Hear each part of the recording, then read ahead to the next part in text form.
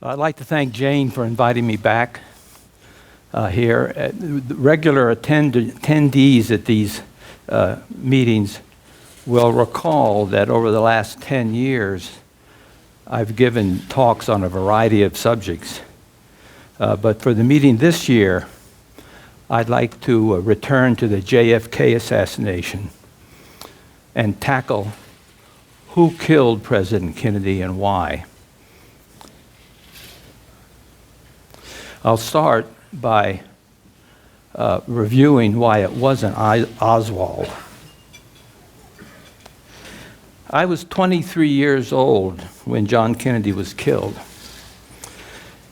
Now, 55 years later, I am most likely the only person still alive who personally knew the two physicians who figure most importantly in the case. Admiral George Berkeley, who was President Kennedy's physician, and Dr. Malcolm Perry, the surgeon who performed the tracheotomy on him when he was shot. When I was a teenager, my father and our family and Dr. Berkeley and his family shared a duplex at the Newport Naval Hospital in Newport, Rhode Island, where then Captain George Berkeley, MD, was chief of medicine, and my father, Captain Donald Miller, MD, was chief of surgery. I remember Dr. Berkeley as a pleasant man, a straight arrow naval officer like my father. Dr. Berkeley's son, George, and I were the same age, and we became buddies. One time we sailed up Narragansett Bay in his 16-foot sailboat and camped out on a small uninhabited island. But that night, unknown to us, a hurricane warning was issued. And early the next morning, our fathers had a Navy launch come up and tow us back home. Admiral Berkeley filled out JFK's death certificate. He wrote, "A second wound occurred in the posterior back at about the level of the third thoracic vertebra, T3. That's 5.5 to 6 inches below the neck. He flew back from Dallas on Air Force One with the body and was at the autopsy. Military pathologists performed the autopsy at the National Naval Medical Center in Bethesda, Maryland. The autopsy body chart places a bullet wound in the back at the T3 level, as in the death certificate. Dr. Berkeley signed the chart, writing verified above his signature. The Warren Commission recognized that the single bullet theory was the only way a lone assassin firing from behind Kennedy could have killed him. Oswald only had time to fire 3 shots. One hit the street and grazed a bystander. One hit Kennedy in the head. So the third bullet had to account for all the other injuries that JFK and Governor Connally sustained. The bullet holes in JFK's shirt and back were likewise 3.5 inches below the collar. The single bullet theory had to be a shot fired from the 6th floor in the building behind him, would have had to turn upward at a considerable angle to exit his neck, and then turn downward to go through Connally's chest, fracturing his ribs, and then next his wrist, and with pieces of the bullet left behind, and then landing in his left thigh. The Warren report blamed this near unscathed bullet you see on the slide for causing all these injuries. No bullet could transit the neck without hitting any bony structures, as this CT scan shows, especially one exiting the middle of the throat. An X-ray of JFK's neck at the autopsy showed no damage. At a news conference after the assassination, acting press secretary Malcolm Kilduff said, "Dr. Berkeley told me it was a simple matter of a bullet right through the head." Questioned, he replied, "It is my understanding from Dr. Berkeley that it entered the temple, the right temple." In an interview at the Kennedy Library in 1967, When asked how many bullets struck Kennedy, Berkeley replied, "I would not care to be quoted on that." 10 years later, in 1977, he offered to explain to Richard Sprague, chief counsel for the House Select Committee on Assassinations, why there must have been more than one shooter. But when Sprague got fired for wanting to conduct a no-holds-barred investigation, Berkeley clammed up. Dr. Berkeley did, however, sign an affidavit for the HSCA stating that the casket was constantly observed and not opened in its trip from Dallas to the Bethesda Naval Hospital. It reads, "I traveled from Andrews Air Force Base in the ambulance with the President's body to the Bethesda Naval Hospital and accompanied the coffin to the autopsy laboratory and saw the body removed from the coffin and placed on the autopsy table." Admiral Berkeley lied. The bronze casket was open and was empty when it arrived in Bethesda. Douglas Horne, in his 5-volume book, Inside the Assassination Records Review Board, shows that there were indeed 3 JF casket entries to the Bethesda Naval Autopsy Lab that evening. Men in suits emerging from a black hearse delivered the corpse to the autopsy lab at 6:35 p.m. and a body bag inside an aluminum shipping casket. Next, Secret Service agents brought the empty 400-pound bronze Dallas casket into the lab at 7:17 p.m. Then at 8 p.m., with Jackie and Bobby Kennedy walking alongside it, a military honor guard carried the Dallas casket into the autopsy laboratory. Kennedy's corpse back inside it, once again wrapped in sheets. Sergeant Roger Boyjan's written report proving that Kennedy's corpse arrived in the autopsy lab an hour and a half before its official time is the smoking gun in the medical evidence. Dr. Berkeley ordered the 3 junior-grade military pathologists to not probe the neck wound and nor to dissect the neck, and he took possession of the brain. My father was chief of thoracic surgery at the Bethesda Naval Hospital in the 1950s, from 1956 to 1958. In 1982, Dr. Berkeley told an assassination researcher that JFK was a target of a conspiracy, refusing to elaborate. In 1983, he admitted to another researcher that JFK had a large wound in the back of his head, which had all the appearances of an exit wound. Dr. Berkeley died in 1991 at age 88. Admiral Berkeley and his wife, Isabel, had 4 children: Nancy, George, Isabel, and Richard. Nancy was the executor of his estate. In 1997, she agreed to release her father's attorney-client file on JFK's death to the Assassination Records Review Board. But she would not sign a waiver of confidentiality. The ARRB required to review them, and these records have stayed sealed. I contacted my teenage buddy, George W., a retired Marine Corps pilot living in Hawaii. He said Dad only questioned why the Warren Commission never asked him to testify, noting Dad was a very close hold when it came to his professional life. His father knew very well why the Warren Commission never called him to testify. Admiral Berkeley knew firsthand that the single bullet theory was bogus.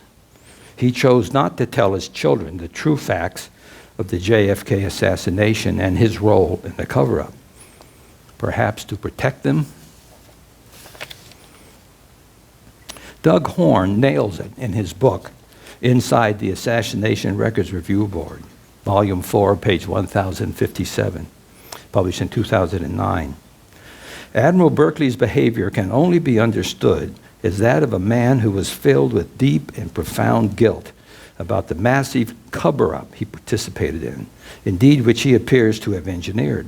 A man who wanted to confess his role and unburden himself on some occasions, and who would then abruptly change his mind on other occasions when he considered the effect this would have had on his reputation and his family's peace of mind. His behavior from the time of the assassination up until his death was that of a deeply conflicted man, ridden with guilt and shame, who wanted to confess his involvement in the cover-up for the moral absolution it would have provided him, but who at the same time was afraid to do so for practical reasons involving his reputation and his family history.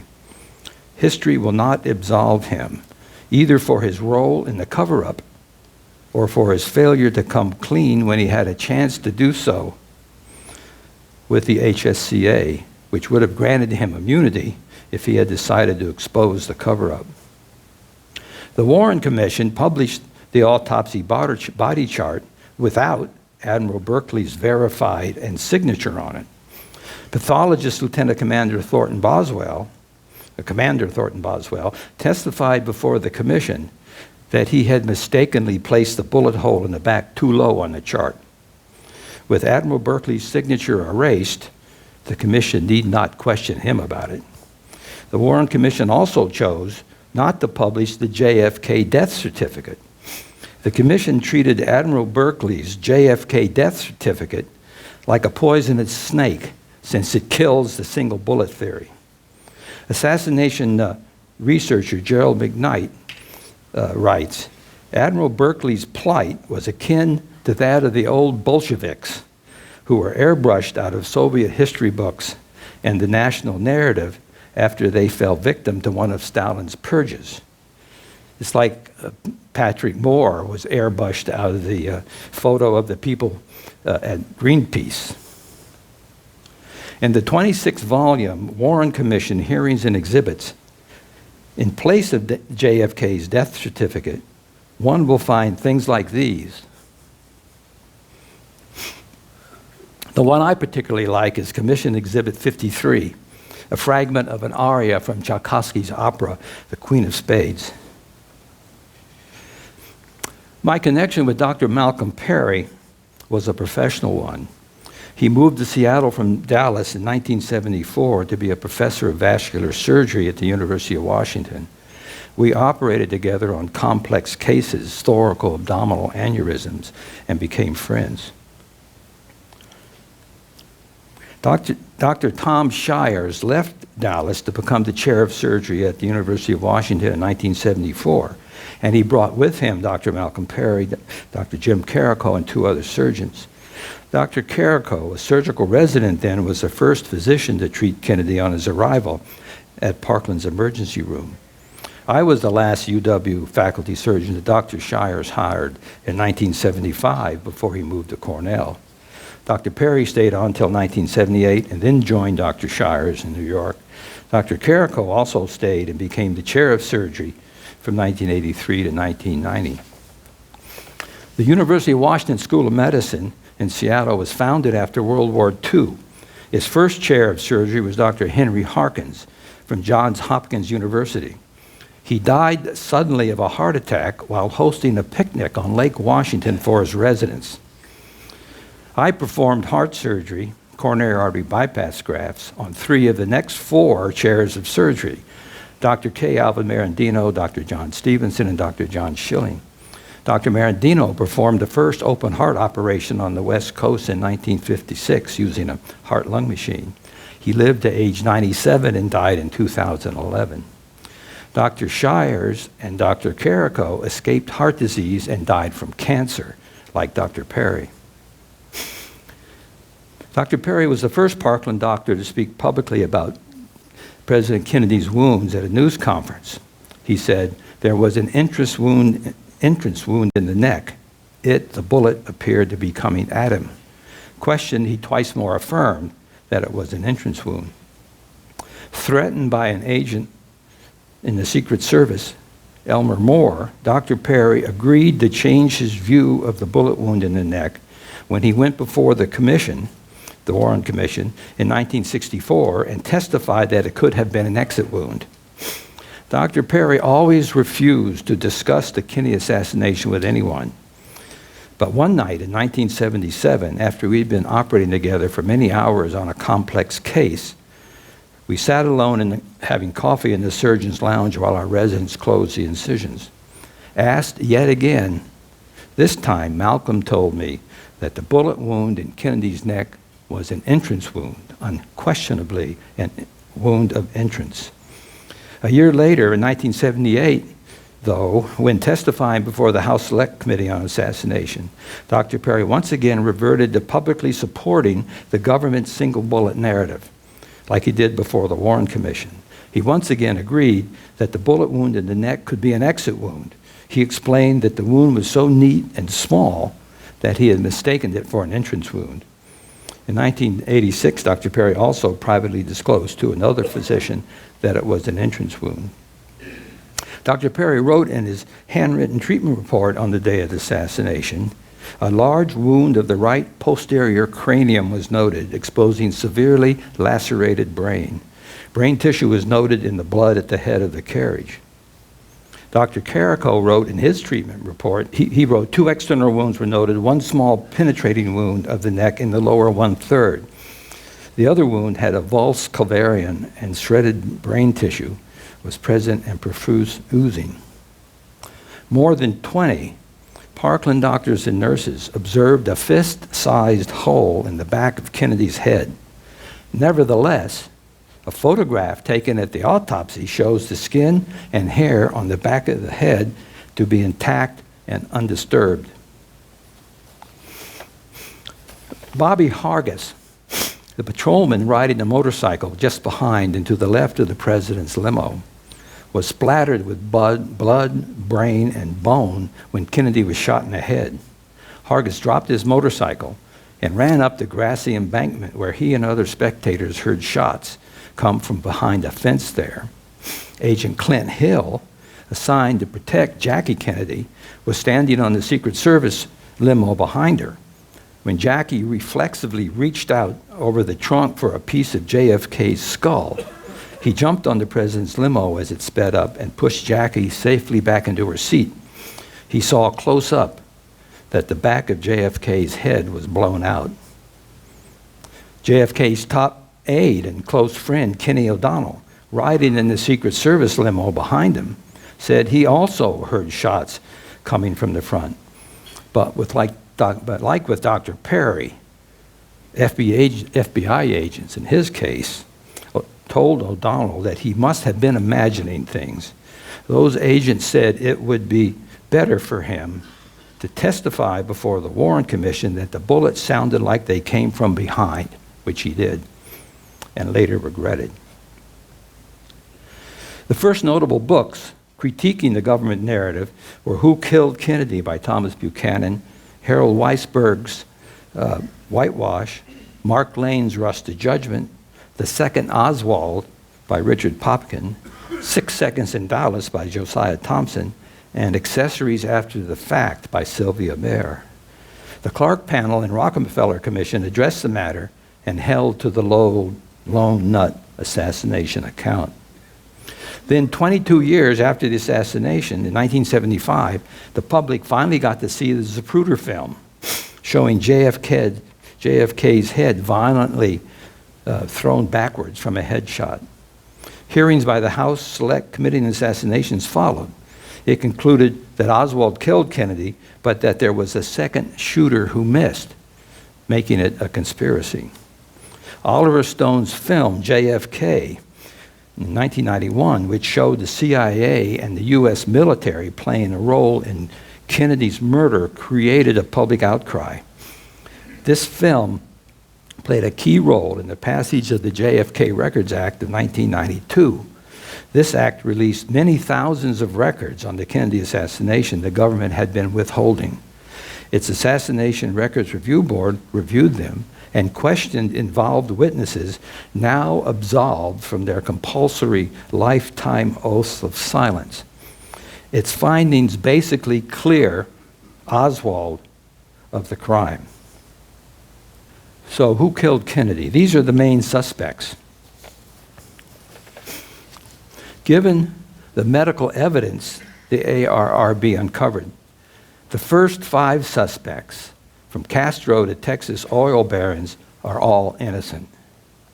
There is no way any of them could have orchestrated Kennedy's autopsy in a U.S. military hospital done by U.S. military pathologists.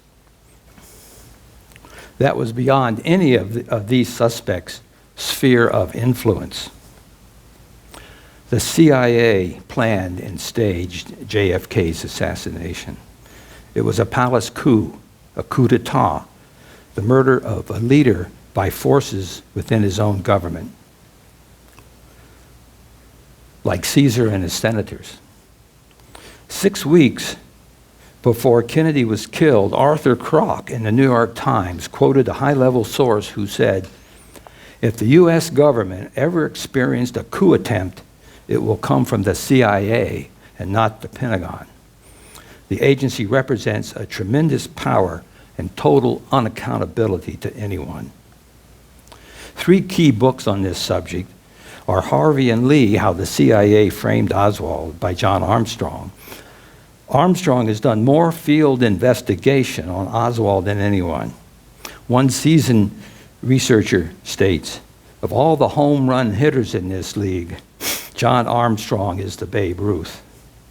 Jim Douglas in JFK and the Unspeakable, Why He Died and Why It Matters, has written what is perhaps the best book on the subject so far. And then Last Word, My Indictment of the CIA in the Murder of JFK, is by the Dean of Assassination Researchers, Mark Lane, published 5 years before he died at age 89. Allen Dulles, most likely, first came up with the idea of assassinating JFK after Kennedy fired him as director of the CIA following the Bay of Pigs debacle. And James Jesus Angleton, chief of counterintelligence, was most likely its architect, with Oswald a pawn in the plot. Both Richard Helms, deputy director of CIA plans and later director of the CIA, and James Angleton worked closely with Allen Dulles in the World War II Office of Strategic Services, which predated the CIA. Career CIA officers David Atlee Phillips and E. Howard Hunt started working together in 1954 when they plotted and engineered the overthrow of Guatemalan President Jacobo Arbenz. Hunt and Phillips were in Mexico City when Oswald was supposed to have visited the Russian and Cuban embassies there, and they were both there in Dallas. Angleton promoted the idea that Oswald was a Soviet agent. It has been said that most people holding high-level positions in government are sociopaths with no conscience and are as cold, unemotional, and predatory as reptiles.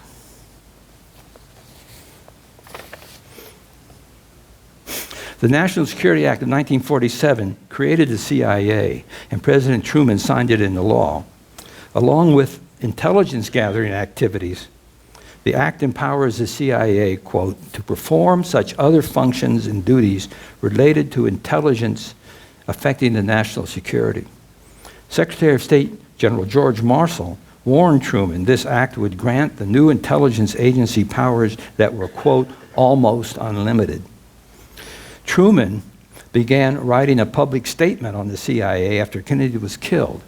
It reads, I think it has become necessary to take another look at the purpose and operations of our Central Intelligence Agency. For some time, I have been disturbed by the way the CIA has been diverted from its original assignment. It has become an operational and at times a policy-making arm of the government. There is something about the way the CIA has been functioning that is casting a shadow over our historic position, and I feel we need to correct it. The Washington Post published Truman's statement on December 21st, 1963, under the title, Harry Truman Writes, Limit CIA Role to Intelligence, on page A11 in the morning edition.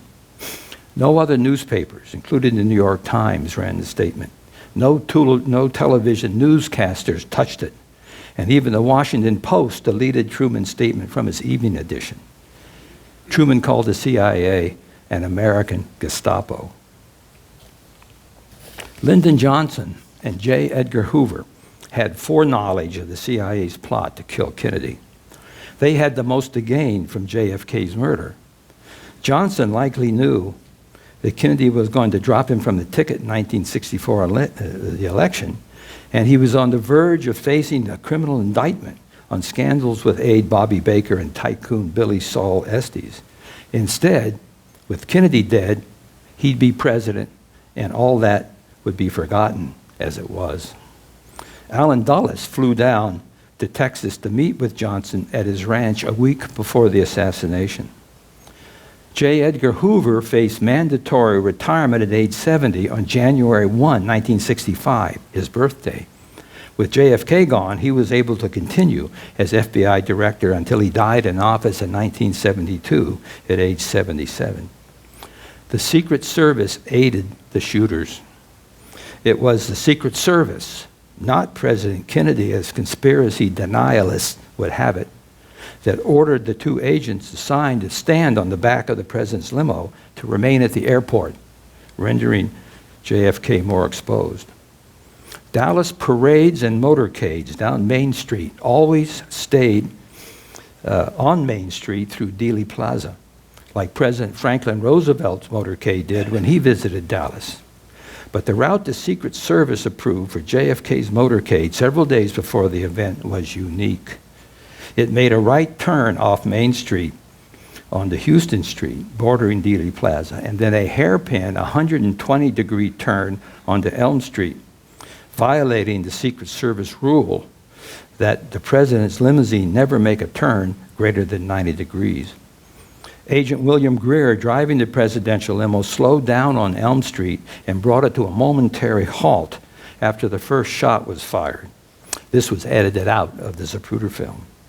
It was a sniper's gallery, with shooters positioned behind the fence on the grassy knoll on the southwest 6th floor of the Texas School Book Depository, closer to the limo than the southeast corner where Oswald was supposed to be. The roof of the Dallas County Records Building and the second floor of the Dow Tex Building on Elm Street, adjacent to the Book Depository and County Records Building, which provided a straight shot down Elm Street.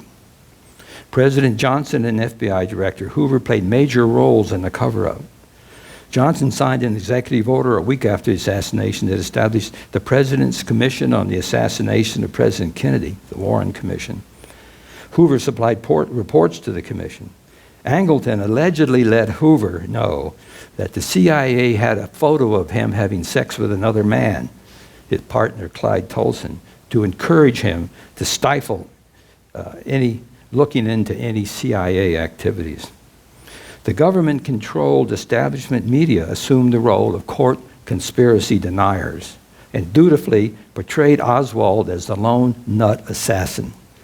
Former CIA Director William Colby declared that everyone of any significance in the U.S. media was owned by the CIA. There were two Lee Harvey Oswalds, Lee and Harvey. Jim Douglas calls it a double Oswald drama directed by the CIA, using doubles like the exotic dancer and German spy Mata Hari did during World War I as a long-established practice in intelligent work. The CIA found an East European refugee living in New York who spoke perfect Russian and looked like an American boy his age in New Orleans. The two boys led parallel lives for 7 years up to age 19. At that point, the Russian-speaking Harvey assumed Lee's American identity in preparation for his false defection to the Soviet Union. Posing as an American dissident, Harvey lived in Russia for 2.5 years, mostly in Minsk, observing what was going on. He spoke English, cultivated English-speaking Russians, and pretended not to know the Russian language. Harvey and Lee shared the same military ID card and the same Social Security number. The card featured a composite photo of the two of them. They each carried 2 cards, one in the name of Lee Harvey Oswald and the other Alec J. Hidell, most likely the birth name of this refugee. Given his Slavic accent, Alec was probably born in one of the 3 Baltic states, perhaps Latvia.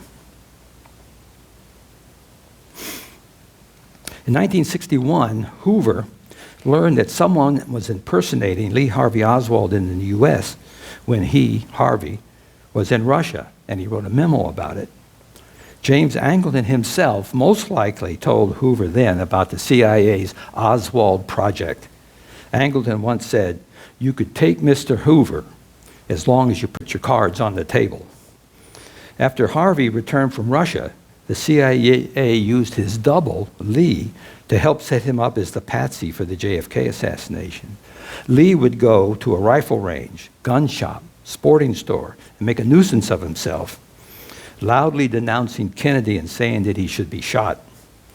So when Harvey was arrested after the assassination, people who heard Oswald, Lee, condemn Kennedy in these places would come forward and help confirm Oswald, Harvey, as the killer. On November 22nd, Deputy Sheriff Roger Craig and 4 other eyewitnesses saw Oswald leave the book depository after the shooting and get in a Nash Rambler on Elm Street. Sheriff Craig's unwavering certainty about this, seeing Oswald do this, the real Oswald in this case, cost him his life. After surviving multiple assassination attempts, Roger Craig, at age 39, was killed by a bullet fired from a rifle. The Warren Commission bungled its biography of a single Lee Harvey Oswald. The commission has him in the fall of 1953 attending 8th grade at Public School 44 in New York City, CE 1384, and Beauregard Junior High in New Orleans, CE 1413, sporting a perfect attendance record at that school. That would be Harvey. In another misstep, the Office of Naval Intelligence missed confiscating medical records that show Lee Harvey Oswald, Lee, being treated for gonorrhea at the Atsugi Station Hospital in Japan, while at the same time, the Marine Corps diary has Lee Harvey Oswald, Harvey, billeted in Taiwan.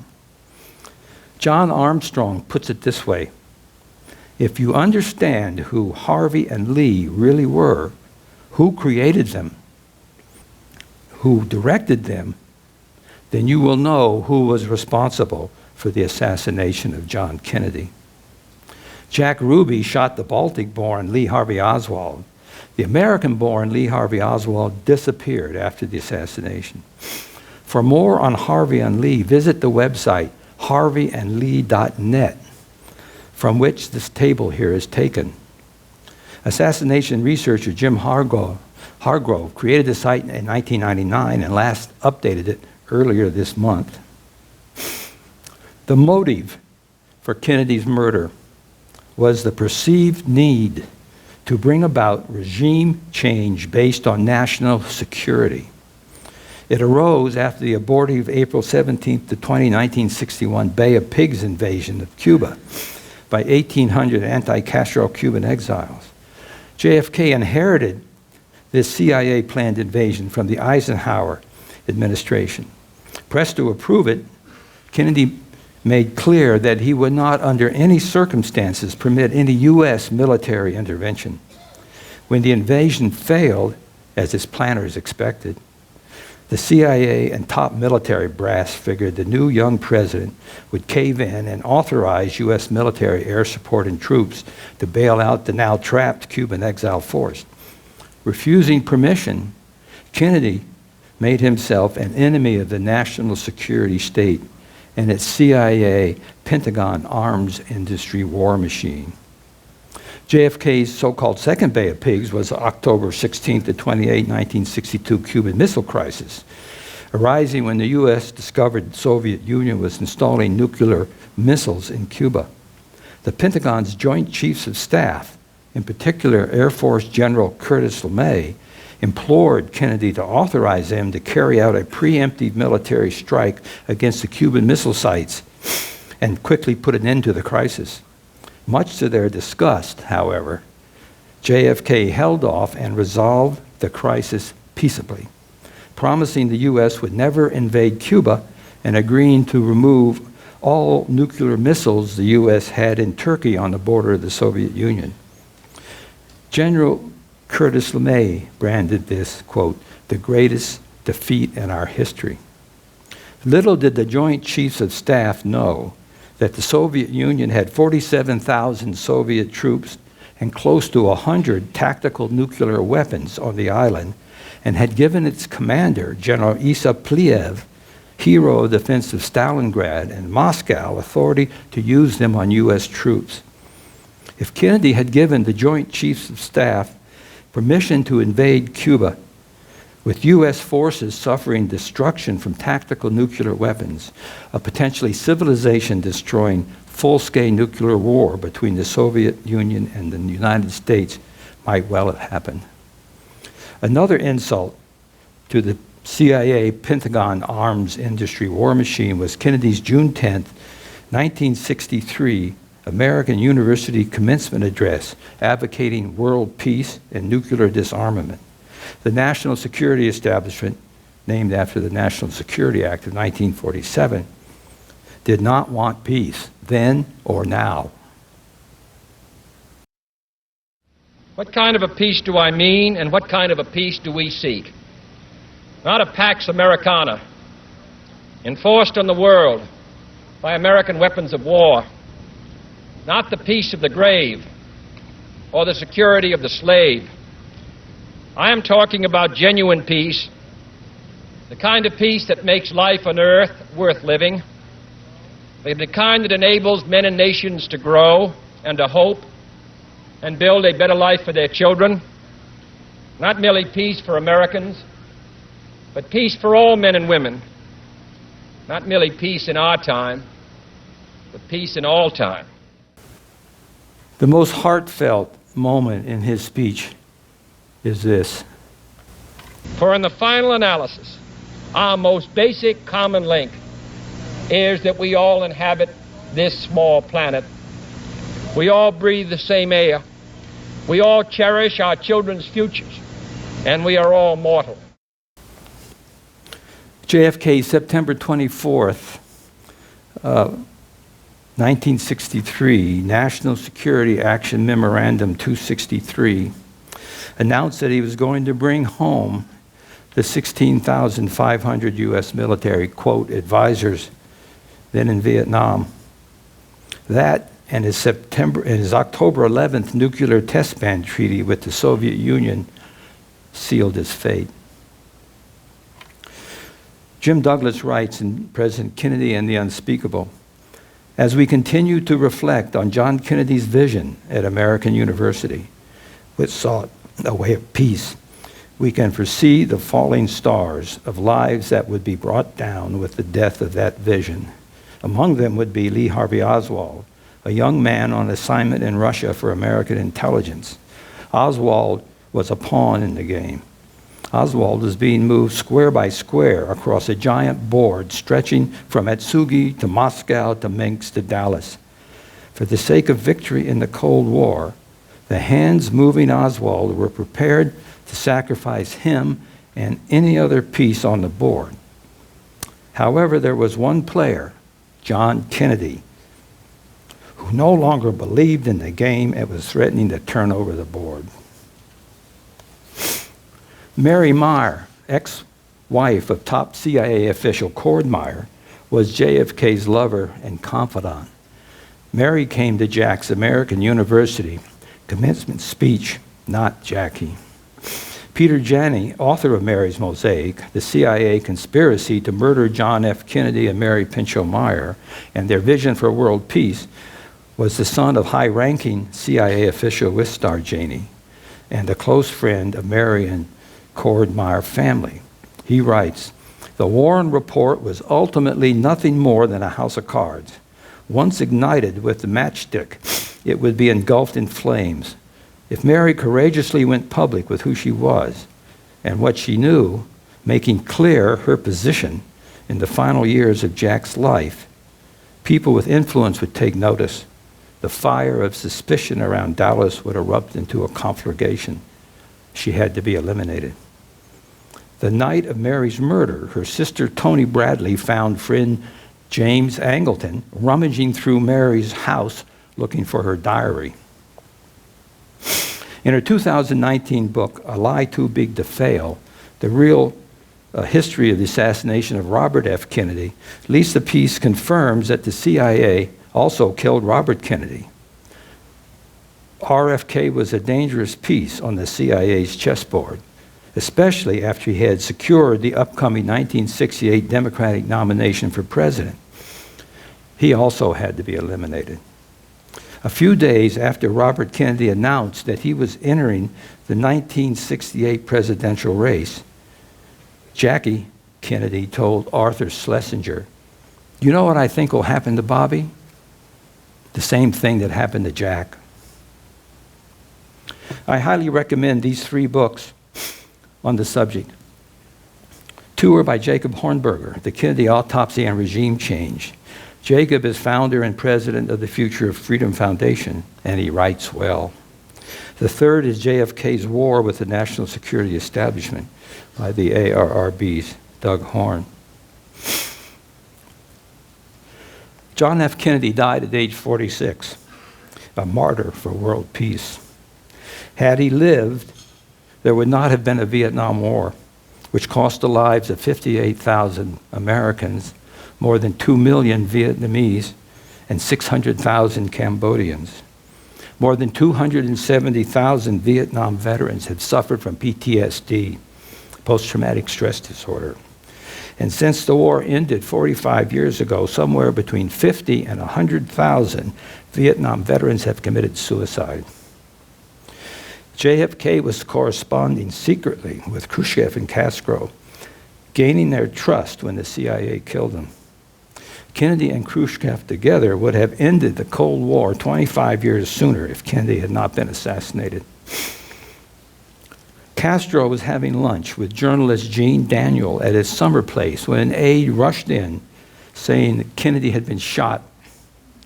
When he soon learned that Kennedy had died, Castro stood up, looked at his guest, and said, "Everything has changed. Everything is going to change." Thank you.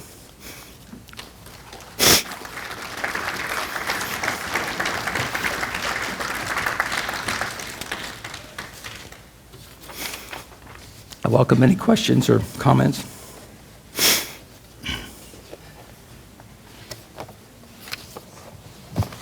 Wow. My name is Debbie, and one of my friends, she's a cattle rancher. Her husband was murdered by the FBI and the Oregon State Police in January of 2016. Lavoy Finicum, for those of you who may have heard about the Malheur occupation.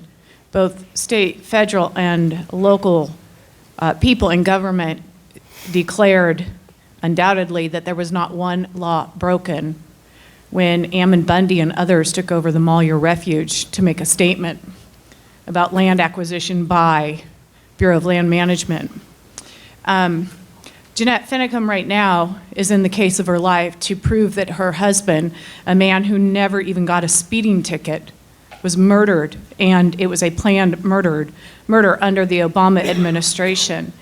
And listening to this, like, I just feel there is just like an opportunity right now to help this woman, this wife, to expose through court now, while there's the opportunity, the lies that have been told in recent years about a government, and not all, people in government are bad, but certain people in government who believe that they can live above the law, kill who they need to kill.